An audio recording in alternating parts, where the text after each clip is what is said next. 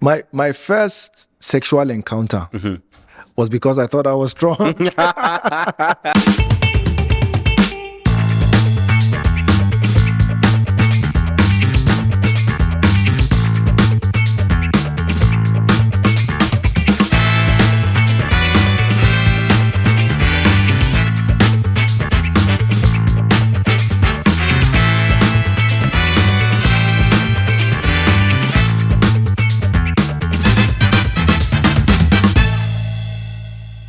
What's up, guys? Welcome back to Beast Corner Podcast with your guy Biama Joseph. I don't need to do for this thing. Omo, when I go pay, it's Biama Joseph Ayuba. The Beast Corner Podcast is back. I still have Rampia, T-Mac, Barma, Omo. I did try. I did call that name. I'm trying. It's the Rampi. Yes, sir. Welcome back, man. It's really Thank you, good to man. have you. Thank you. Really good to have you. Thanks, man. You know, we're still on this, masturbation and pornography thing. Yeah. So we're going to dive in a little bit, but this time around, I want us to focus a little bit more on talking about practical solutions, how to overcome. What are the steps that we need to put in place? Things like I'm a big fan of community right now because, man, community has really helped me. Accountability and community has literally made me who I am today. So can we talk along the lines of, the importance of accountability, the importance of building a community?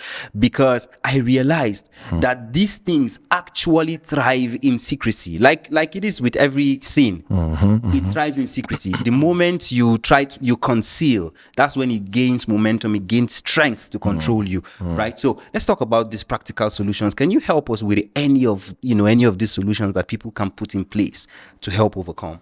Yeah, I think you've already started answering the question, and one among many is actually the aspect of creating a community of people. Now, because of the accountability that is required, it means you have to be selective of the people that you actually choose. Yeah, that's good. Because accountability requires vulnerability. Yeah. You can't be defensive to people that you are accountable to. That's one. You can't be dishonest with people that you are. That's not even accountability. It's not accountability. If you are dishonest, if you are not vulnerable, I mean, if you can't get to the point where people can see you naked, I don't mean physically naked, but they can still see you naked and you are comfortable being in their presence, like the concept of naked and not ashamed. I'm not ashamed. You need that community of people. Yeah. And a community of people actually affects your ecosystem. I remember that time years ago when I got born again, one of the things that the woman who followed me up was telling me was that I was going to lose my friends. But then she encouraged me by saying I was going to get new friends too. Now, that year I didn't understand what she meant, and I couldn't see the possibility of me having a change of friends and all that. You can't surround yourself with people who are struggling with masturbation and pornography and then still expect that you would overcome You'll be free. it. In fact, maybe not even struggling, or people who even agree. You're in the company of people who feel like there's nothing wrong with masturbation and, there's nothing wrong with going to go and drink. There's nothing wrong with going to go and fornicate. Like the new one now is there's nothing wrong with having side chicks. That's a new one now. Yeah. It's really, I don't know. Well, I'm saying new relatively, of course. Yeah, relatively. I mean, because obviously it's been there for a long time now. But the point is that you have to be ready to be amongst a people who are, the word is stronger than you are, so that they can lend you your strength. They can lend you their strength, and then they will pull you up. So community is very, very important. The concept of confessing our sins one to another, so that if I'm able to find that kind of environment, I'm not afraid to say, guys, look, I'm falling and I need strength. A community of people who, when they say they'll pray for you, they actually mean it. That they're going to pray for you. It's that one too is very important. And I don't think as believers we should play with that. Don't tell a brother, I'll pray for you. I'm praying for you, and then you don't do anything. That's actually very wrong. That's you are perforating your personal integrity in that particular sense. So as simple as gathering people, selecting people, but accountability also requires that you also have people who are your mentors now, who are ahead of you. Now, this particular aspect, the first level of accountability we're talking about is among peers. Yes. Now, they are peers, but they are people who have evolved better than you. That's right. Who are, in many ways. Let me just put it that way. But then now you're talking about mentors, people who have already gone far ahead of you. Right? But if you want to connect with such people, you have to come with the heart to serve. You have to come with the heart to serve. And I noticed something with people who, at least my experience with a lot of mentors, when you ask them questions, especially questions that surround their life and their story, they're always happy to share. Always happy to share. They're always I've willing. experienced that Yes, too. they're always willing to share. And if you are ready to listen and to commit and to pay attention, even if you want to keep coming around back and back again, it will surprise you how the access to those doors. Unless if you are there and they perceive you as a fool or somebody who is not willing to learn or is not willing to grow, then that's where they might begin to put some protocols around and all that. So you will need that level of accountability up there. You will need a level of accountability surrounding you too. And of course, if you begin to grow too, you will need to help mentor others Other too, people to come out from there. So profound. the aspect of accountability covers a lot. So in summary is that you will need a people that you can be vulnerable with. The people you can be deeply honest and that this is who I am. You can see me on the pulpit leading prayer and you're like, oh man, this guy is anointed. But down there, I can tell you the honest truth that this is exactly what I'm struggling with. You can see my tears. You can see my regret. You can feel my pain. So that particular circle of accountability is very, very important. So maybe to push a little bit around that conversation of building accountability. Again, in recent times, I've had to share with people the reason why it is more difficult for you to overcome this issue is that you have attempted in isolation, you've attempted in your strength. It doesn't work. Now, every time the deception, and you spoke about deception in one of the previous episodes, the thing about deception is that Satan is comfortable as long as you are alone trying to do whatever it is you will try to do. He doesn't have a problem. Keep trying in your strength and keep trying alone. So many times one of the lies is that, look, you can't tell people you are struggling with this. You who people view in this light. That's why it's not everybody you share. That's why it's not everybody. You have to be selective. As a matter of fact, I was just coming there. True.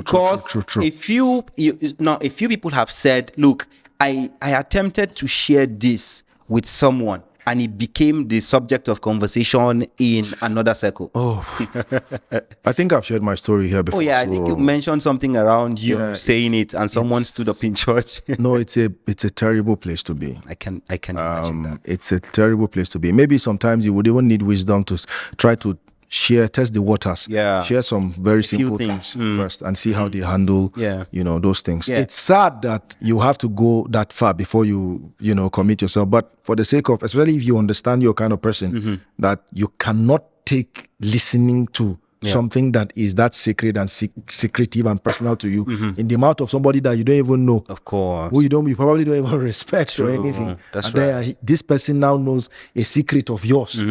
That you committed to another brother. No, it's a difficult place to be. So it's a really difficult whatever thing. It takes for you to, just be careful to learn that community. And once you find it, please cherish that community. It's important. And let me speak to a challenge that I find that we church boys have, right? And it is that place of being really vulnerable and accountable.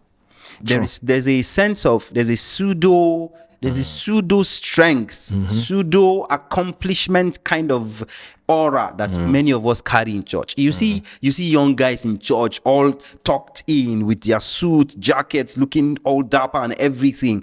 But the problem is that many of those young guys you see around church are unable to sit down and commit their lives to another person. Now, I understand that aspect of it's not everybody you talk to. You have to know who you're talking to. But it doesn't take away the place of accountability. It's important. It's a principle, actually. It's a principle. So the scripture will say the lowly God places in families. It's because he knows the importance of family. There has to be someone who knows what you're about. There has to be someone who knows who you are.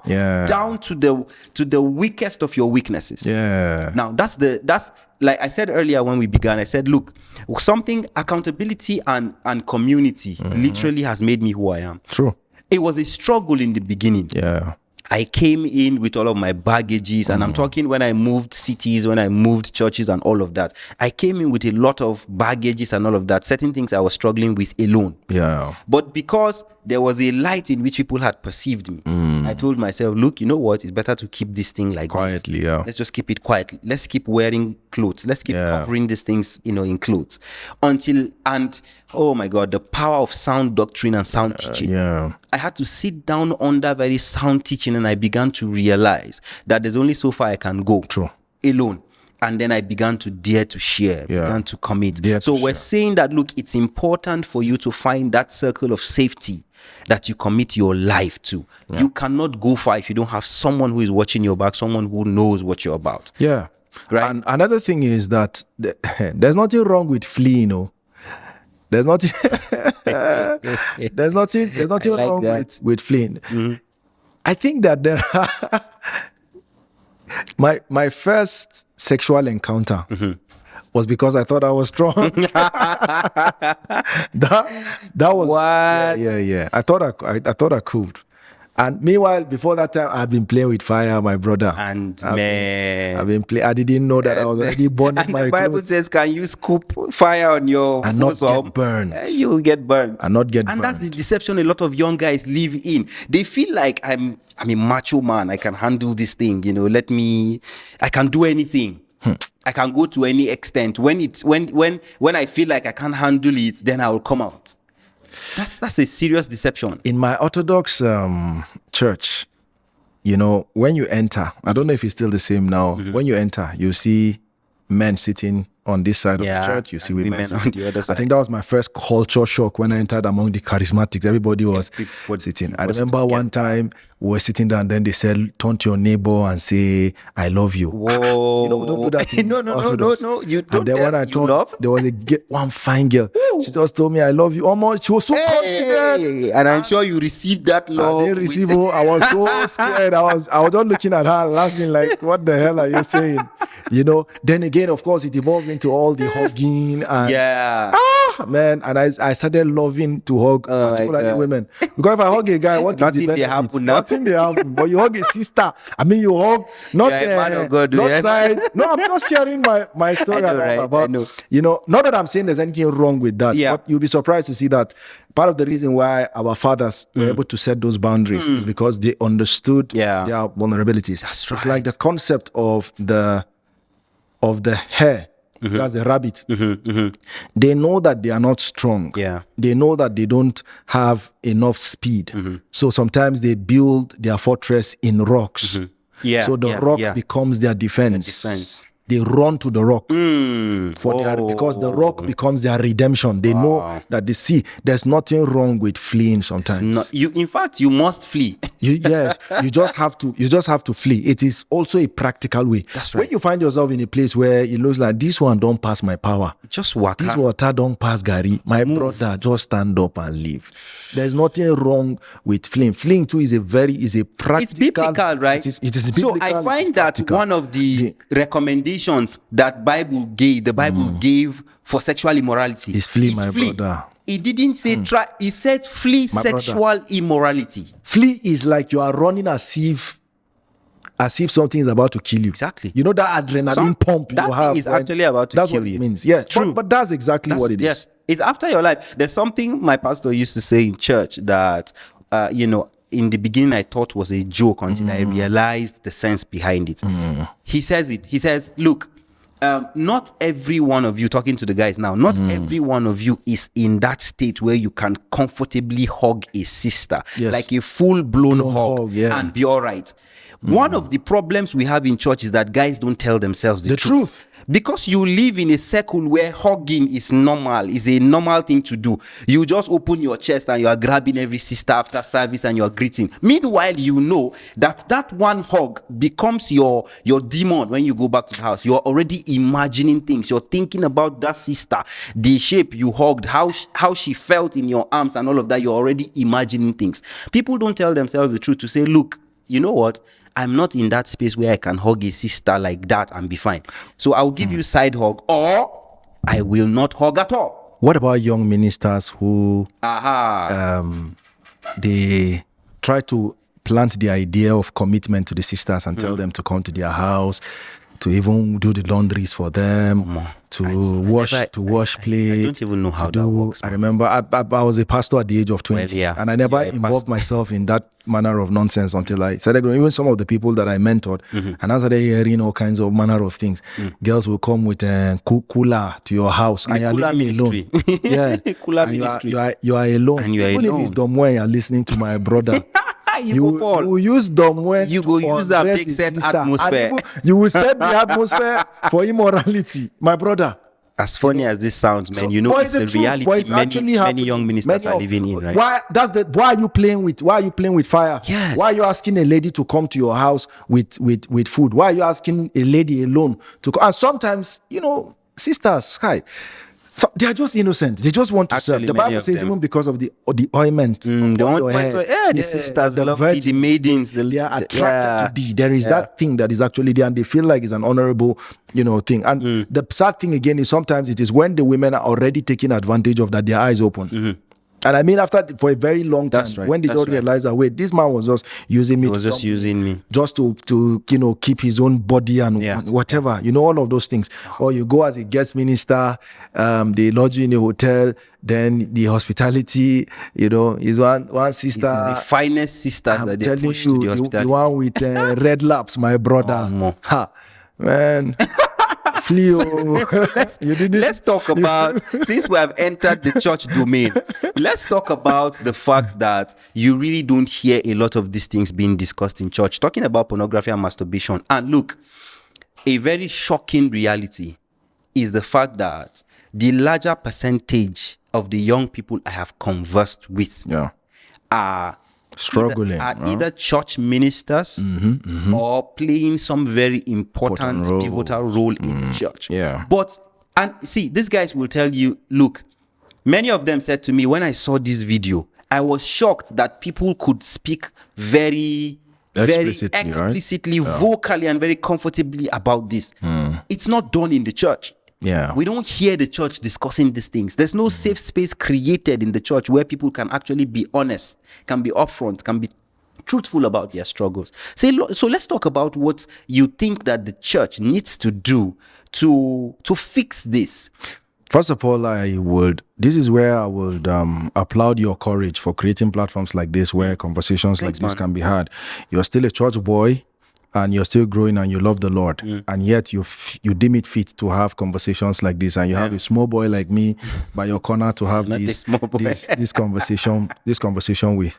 But truthfully also, I think that again, there's a way we try to sermonize it when we're talking about sexual immorality. Sometimes we're not really down to earth about it and really talk about the core issues here and the struggles that people are going through. We try to just, we preach at people. We don't really talk with them, and we don't really interact. That's one. Now, that one, I can excuse it. It's not a problem. But you see, there has to be a structure where people can have the opportunity and the access to share these inner struggles. It's not everything that people can come out and actually talk about. Even if you have a sex conference, you decide to have a conference like that. Not everybody want to rise up and really talk and say, this is what we're struggling with. Even if they are desperate. They are desperate, but they are looking at the impact it may have on how people will perceive them. Sometimes the problem is not with what we say or what we do. The problem is our fear of the judgment and perception that comes when we share and do some of the things that we do. So it is important I think that there are people that are actually doing it, men of God are actually doing that, that they have the room within, that is outside of just the church domain, the church system now, right? That they have this opportunity to sit down, talk, and counsel such people that are actually... Sir, because whether we like it or not, people are struggling with these things. And we cannot, as a church, run away from... Yes, we can't. Sometimes we have to reach our hands into the scorching fire so that we will be able to pull out certain people and deliver them. And it doesn't matter if we begin to smell like them. The most important thing is that we have delivered a brother, we have delivered a sister out of this. And so it is very, very important. Now, where the problem now will be is when you begin to hear stories of women who are vulnerable in their marriages or who are experiencing all of these things now come to share their challenges, and then you take advantage of. That's where the real problem is. What we're doing here is still part of the church. So we can excuse and say, if our pastors are even granting us the permission to even sit down and have this conversation, then it's an extension of the church. It is actually. And so glory be to God. It is a very good thing. But I would really need to caution particularly young ministers to understand that many of these people that are wounded, if you don't take advantage of them, 5 years, 10 years from now, they will look back and they'll be grateful. They'll be grateful that you had the opportunity to take advantage of them, but you didn't. But you kept them and you protected them. I remember there's a story of a young, not a story, it's my story now, of a young girl back then in Zaria, whom I was following up for a while. And I noticed she was she kind of pushes me away and all that. But eventually, she started allowing me to sit down and talk and all that. One of the things she told me one day is that this is what she said, that no man of God has ever given her the kind of attention that I give to her. That was what she said, right? And she said no man of God has ever given her the opportunity for her to be herself and to share her challenges like that. And I felt some kind of way. And she didn't really tell me, but I perceived probably there are people that have taken advantage of her. So it is from that particular experience and probably trauma that is making her to have that recoil effect. That's true. If I came, she already knew I was a pastor. So what is this pastor calling? Why is he always calling to check up on me? Why is he doing all of those things? And I'm telling you, sometimes all you need is to make them know that they are safe. They're safe. See, sometimes when people just know that this is a safe environment, safe space, that kind of environment is even easier for you to grow and to evolve and to overcome. Yeah. Toxic environments, they dwarf growth, they dwarf transformation. See, honestly speaking, we even need to invest more in creating the atmosphere of love, creating the atmosphere of forgiveness. You know, there's you know that the bond gets deeper when there is offense and then there is reconciliation. Reconciliation is powerful. Yeah, I have noticed and I've studied even from my own personal life that people that we've had misunderstandings before, when we reconciled, our bond was deeper than it was.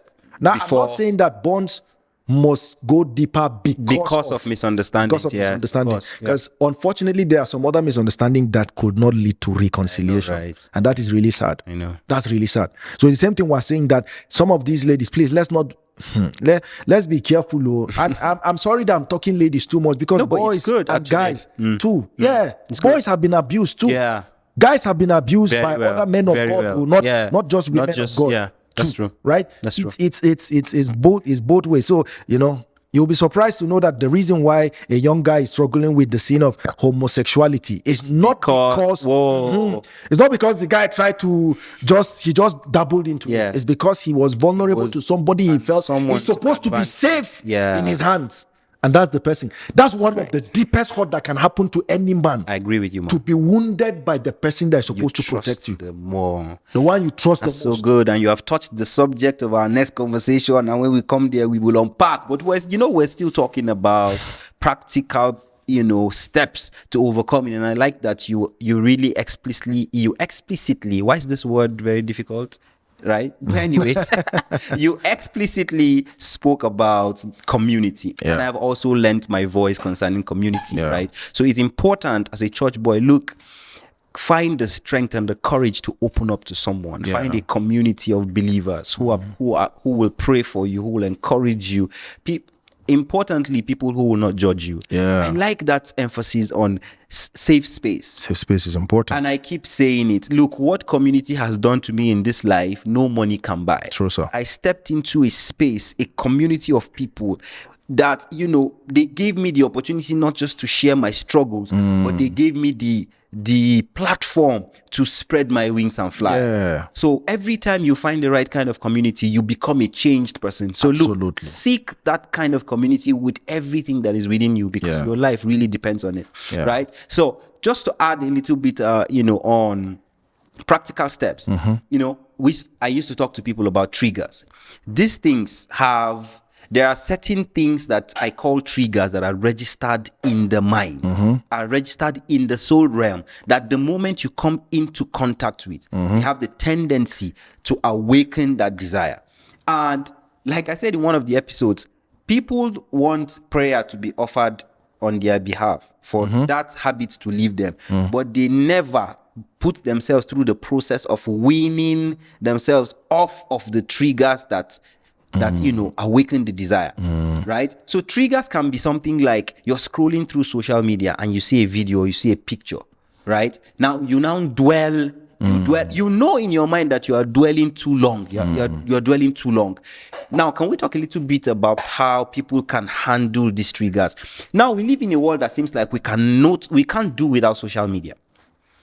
it seems like we cannot do without social media. It seems like we can no longer do without media. What do you think? How do we put systems around these triggers just to help a little bit more? Okay, I think for trigger, it was recently actually found out that there are, they call it sex blockers on internet, on the internet. You can activate anything that is going to be that explicit will not even pop up. And then there are selective words that cannot appear within. So that's it. Just do it. There's nothing wrong with starting from something very simple. And interestingly, you will be surprised to know that you see loneliness, boredom, some of those things, stress. Oh yes, stress too can also be a trigger.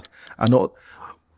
That's why, again, do you know that just visiting the gym too can actually do a lot to help, right? Gymming, bro. Let me see. I need to go back to gymming, man. Maybe I'm telling you. Do you know? I didn't know that beyond the physical physique that gym does. Do you know it also improves your? No, of course it mental. does. Yes, one of the things I noticed. When I began to gym, that year, I was a lot more handsome than this anyway. So the man of God.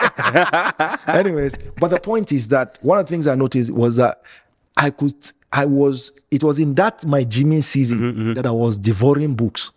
Yeah. I noticed that I could really sit down. So your mental stability was stimulated. Yes. It's one of those things. I think that we need to. That's a place for replacing habit. First of all, remove the triggers first, and then just go. If you are feeling boredom or not, go and do exercise and see and I mean really push yourself.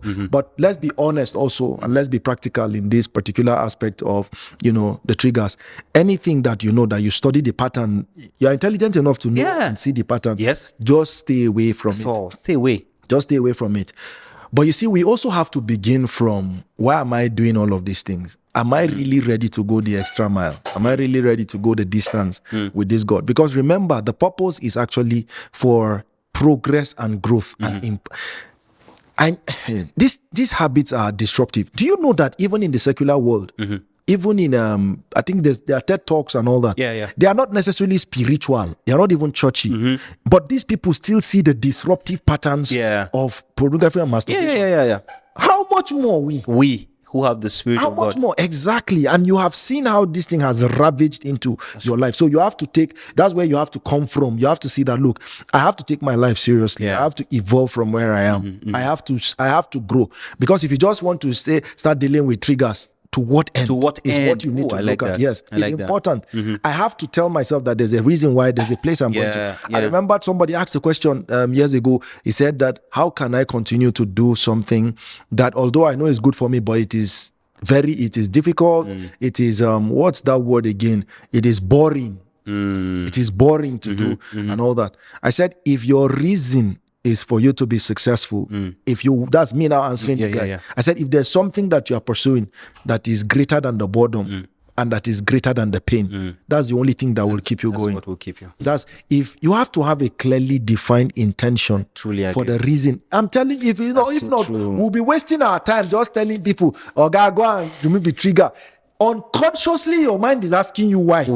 What exactly is, if you can't define the reason, if you don't have a legitimate, tangible, clearly defined objective for stopping the nonsense that you are stopping. Personally, for me, is that I was looking at myself and I said, even the path of the just supposed to shine brighter. Look at me. I looked at my life and I realized that, man, there are many things that I used to do back then that I'm unable to do now. And I know what is responsible for this nonsense. So that's where I'm supposed to be getting, my life is supposed to be improving. I'm supposed to be getting better every day. I'm not supposed to be waking up feeling this weak all the time. I'm not supposed to be waking up to not be able to, I can't pray for 1 hour and I'm a believer.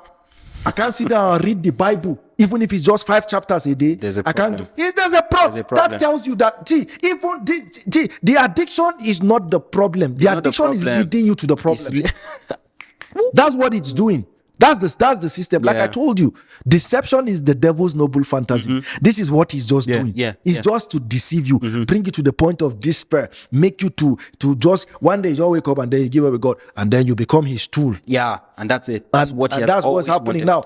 society is being destroyed today because we have, I'm sorry to say, but man, we have effeminate men, we have weak men. True. No, I agree. And many of these people, many of these weaknesses, yes, it's because of all of this rubbish. Yes, man. People will sit down and push all kinds of narrative, all kinds of nonsense and madness, and with confidence. It is at this point I tell people, like you said, what are the stakes for you? Like, really, what are the stakes? I like to ask, what are the stakes? Yeah. Like, what is your life about? True. What have you realized that your life is supposed to become? What are the conversations you've had with yourself about where you're going to, where your journey is leading you to, what you're supposed to become in this life? And then ask yourself the follow-up question. Will masturbation and pornography take you there? Yeah, it's that simple, really. It's that simple, really. Honestly speaking, if we don't have these clearly defined objectives, and we have to learn to rise up like an edifice and become a better version of ourselves, this is what should be pursuing us.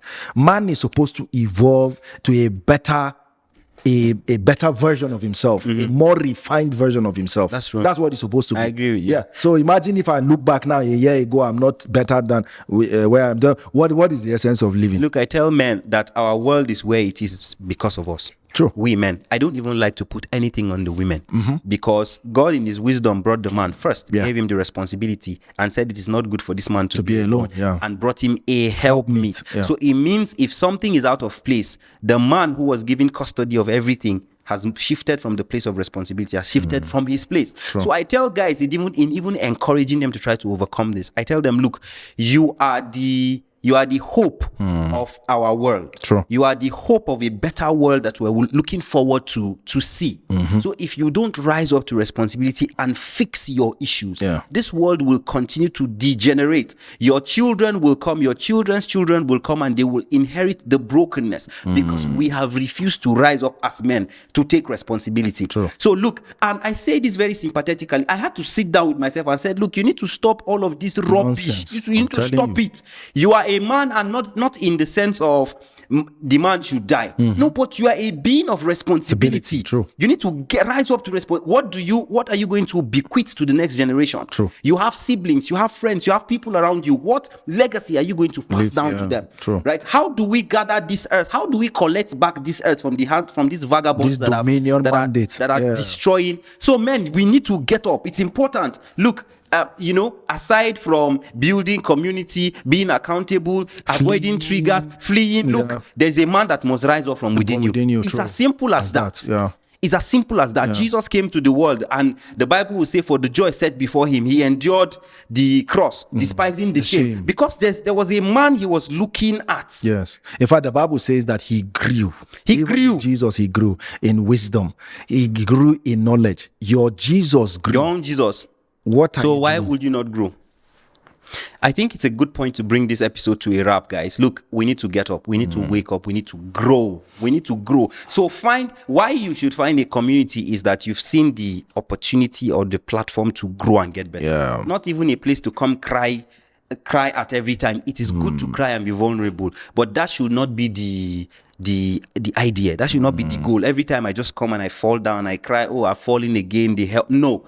The idea is you found a circle within which you can share strength and grow and get better. That's why you should pursue circle. So what I'm saying in the end of everything is, look, we need to grow, we need to get better. There's a responsibility on us as men to fix this earth, not just fix ourselves. Okay, so it's possible to break the menace of pornography and masturbation and every sexual or whatever addiction. It is possible.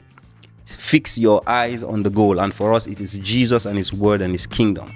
It has been the Bees Corner podcast with Biama Joseph Ayuba and Rampi. Until we come back your way again next time, peace out.